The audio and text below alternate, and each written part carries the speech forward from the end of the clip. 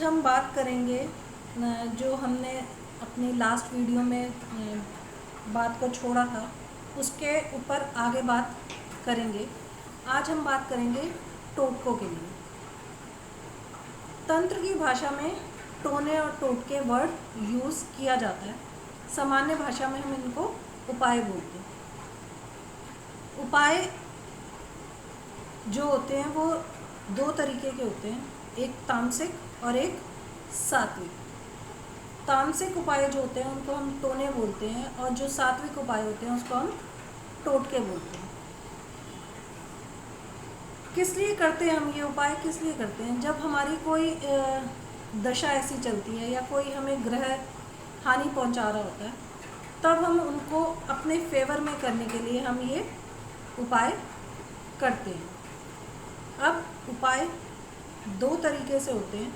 एक नियमित उपाय होते हैं जो हम डेली करते हैं, और एक उपाय होते हैं जो हमें कुछ सर्टेन पीरियड के लिए बताए जाते हैं। जो हमारा जो धर्म है इसके अंदर हम कुछ काम हमारे ऐसे करते हैं जो हमें पता नहीं रहता कि ये एक्चुअल में हम उपाय ही कर रहे हैं। जैसे गाय को रोटी देना, दिन जो सुबह की पहली रोटी होती है, हमारे बड़े बुजुर्ग कहते थे कि वो आप गाय को दो, और जो लास्ट दिन की रोटी होती है, रात में जो लास्ट रोटी बनती है, वो कुत्ते को दो। तो ये उपाय ही है लेकिन ये हमारे जीवन में ऐसे रच बस गया है कि हमको पता नहीं चलता कि हम ये उपाय कर रहे हैं। जैसे पीपल को जल देना भी नियमित उपाय में आता है। अब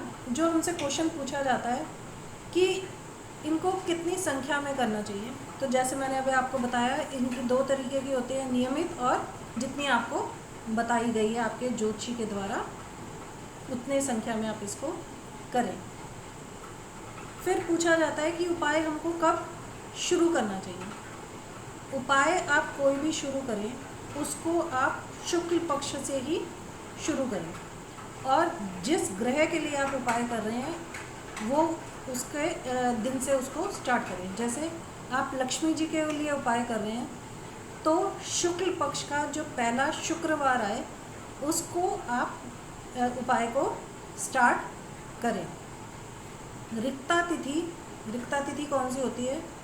चतुर्थी, नवमी और चतुर्दशी। इन तिथि पे कोई भी उपाय को स्टार्ट नहीं करना चाहिए। आपका जो बोलता हुआ नाम है उससे चंद्रमा अगर चौथे, 8वें, 12वें भाव में गोचर कर रहा हो तब भी आपको उपाय स्टार्ट नहीं करना चाहिए। जैसे मेरा बोलता नाम दीप्ति है तो मेरी राशि बनी मीन, तो चंद्रमा जब मीन राशि के अकॉर्डिंगली चौथे भाव में, 8वें भाव में और 12वें भाव में गोचर कर रहा होगा तब मेरे को कोई उपाय स्टार्ट नहीं करना चाहिए। फिर पूछा जाता है कि खंडित उपाय हो जाता है, अवरोध आ गया हमारे उपाय में, क्या वो माना जाएगा या नहीं माना जाएगा? क्या होते हैं खंडित उपाय? जैसे आपको बताया गया कि आपको 21 दिन तक कोई मंत्र जाप करना है। आप 12 दिन तक वो मंत्र जाप सही से करते रहे, लेकिन 13वें दिन उसमें आप उसको नहीं कर पाए, तो ये आपका खंडित या अवरोधित उपाय में गिना जाएगा।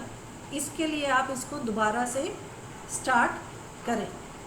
लेकिन लेडीज़ के लिए उनके जो स्पेशल डेज़ होते हैं 5 दिन, उसकी उनको छूट मिलती है। जैसे उन्होंने कोई उपाय स्टार्ट किया, बीच में उनके डेज़ आ गए और उन्होंने 12 कर लिए, तो उसमें से 5 दिन वो माइनस करके वो जब अगले 6ठे दिन करेंगी तब वो उनका वो 13वां उपाय गिना जाएगा। अब इसमें उनको ये नहीं करना चाहिए कि आज ये 5 दिन हो गए हैं, अब मैं इसको 7-8 दिन बाद ब्रेक दे के फिर स्टार्ट करूँगी, फिर 13वां। तो वो खंडित उपाय में माना जाएगा। यानी कि सिर्फ लेडीज़ को जो छूट है वो उनके स्पेशल 5 दिन जो है उसी की छूट है, उससे ज़्यादा की छूट उनको नहीं है। उपाय करते समय हमें क्या सावधानी रखनी चाहिए? उपाय करते समय सबसे बड़ी सावधानी आप ये रखें कि उपाय को गुप्त रखें, किसी को बताएं नहीं कि आप कोई उपाय कर रहे हैं। घर परिवार में भी आप मत बताएं कि मैं कोई उपाय कर रहा हूँ। बाकी साफ सफाई का ध्यान रखना चाहिए। अब ये नहीं है कि आप नहाए नहीं हैं, बिना नहाए धोए ही आप कोई उपाय कर रहे हैं, तो वो काउंट नहीं होगा। कुछ एक आधे उपाय होते हैं जो बिना नहाए करने होते हैं, उनको छोड़ के बाकी सारे उपाय जो हैं आपको नहा धो के ही करने चाहिए। फिर एक समय में हम कितने उपाय कर सकते हैं? एक समय में आप कितने भी उपाय कर सकते हैं, जितने आप मैनेज कर सकते हैं। लेकिन आपको जब आप 2-3 उपाय कर रहे हैं तो उसमें आप कोशिश करें कि एक उपाय के बाद दूसरा उपाय करने से पहले अपना हाथ मुंह पैर धो लें, उसके बाद दूसरा उपाय शुरू करें। उपाय जो क्वेश्चन आता है कि उपाय करने से पहले हम क्या करें, ये एक बहुत इम्पॉर्टेंट क्वेश्चन है। आप कोई भी उपाय शुरू करने से पहले सबसे पहले अपने घर के मंदिर में अपने इष्ट देव को या जिस भगवान को आप मानते हैं उनको धूप दीप दिखाएं, उनके सामने संकल्प करें और उनसे आशीर्वाद लें कि मैं ये उपाय करने जा रहा हूँ, ये मेरा उपाय सार्थक हो, इसमें किसी तरह की विघ्न बाधा ना आए, इसका आप मेरे को आशीर्वाद दें। उनको बता के आप कोई भी उपाय शुरू करेंगे तो आपके किसी भी उपाय में किसी भी तरीके की कोई प्रॉब्लम नहीं आएगी और आपका वो उपाय आपको जल्दी ही रिज़ल्ट आपको मिलेंगे।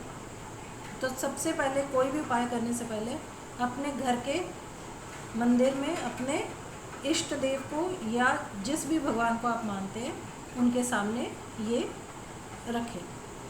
उपाय जब ख़त्म हो जाए तब क्या करना चाहिए? उपाय जब ख़त्म हो जाए तब आप सेम अपने मंदिर में धूप दीप दिखाएं अपने भगवान को और उनको बताएं कि आपकी कृपा से मेरा ये उपाय पूरा हो गया। और इसके मेरे को आप खुद ही उनको बताएंगे कि आप देखेंगे भी कि आपको उसके रिज़ल्ट्स जो हैं वो मिलेंगे, जल्दी मिलेंगे। फिर एक क्वेश्चन आता है कि हम उपाय कर रहे थे लेकिन हमारे घर में किसी की मृत्यु हो गई, तब क्या ये खंडित उपाय में आएगा? ये खंडित उपाय में नहीं आएगा। आप इसको दोबारा से कंटिन्यू करें, इसके रिज़ल्ट्स आपको थोड़ा जो आपको लाभ मिलना है उसमें डिले होगा आपको, लेकिन इसको खंडित उपाय में नहीं माना जाएगा। सेम अगर घर में बच्चा होता है तब भी वह खंडित उपाय में नहीं आएगा। फिर एक क्वेश्चन आता है कि अनजाने में हमसे हमारा उपाय खंडित हो गया।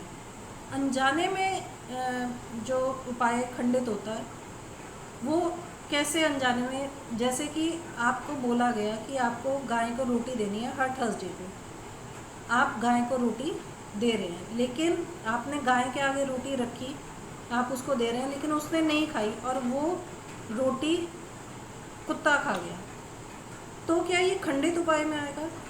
ये उपाय आपका खंडित उपाय में नहीं आएगा क्योंकि आपने रोटी गाय के आगे ही रखी थी।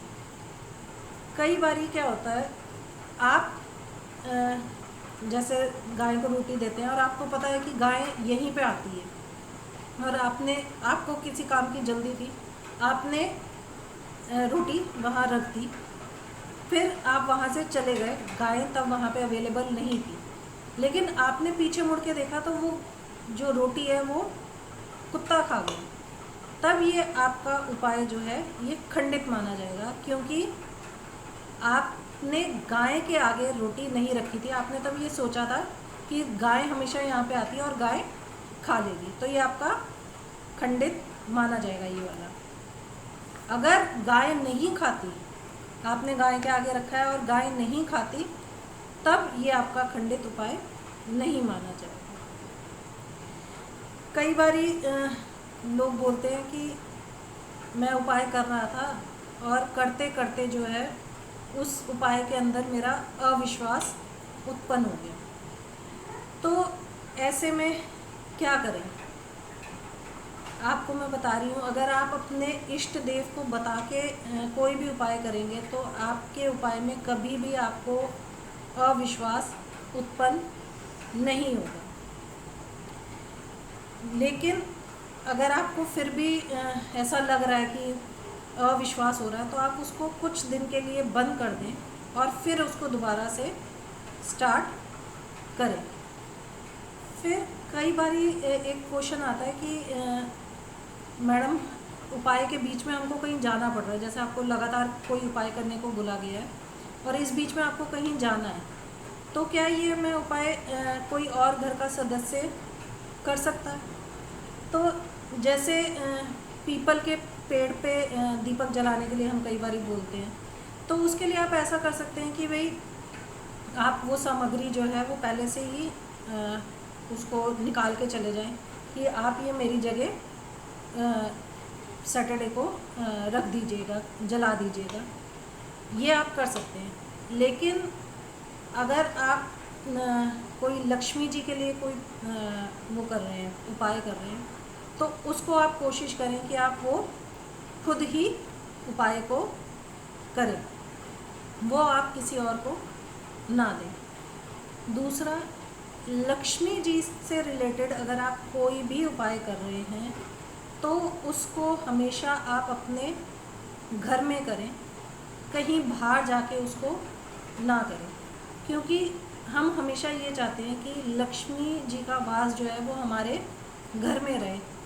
तो अगर आप कहीं बाहर करेंगे तो हो सकता है कि आपको जब रिज़ल्ट मिलने वाला है और आप वो उपाय बाहर कर रहे हैं, तो फिर वो उसका रिज़ल्ट वहाँ मिलना स्टार्ट हो जाएगा। तो लक्ष्मी जी से रिलेटेड कोई भी उपाय है उसको आप अपने घर में ही करें। तो ये कुछ जो क्वेश्चंस हमारे पास आते हैं वो मैंने आपको बता दिए। अगर फिर भी आपकी कोई क्वेरी हो तो आप वीडियो के नीचे कमेंट बॉक्स में हमको लिख के दे सकते हैं, हम आने वाले वीडियोस में उनको आंसर उनका कर देंगे आपको। तो आज के लिए बस इतना ही। आप खुश रहें, मुस्कुराते रहें। धन्यवाद।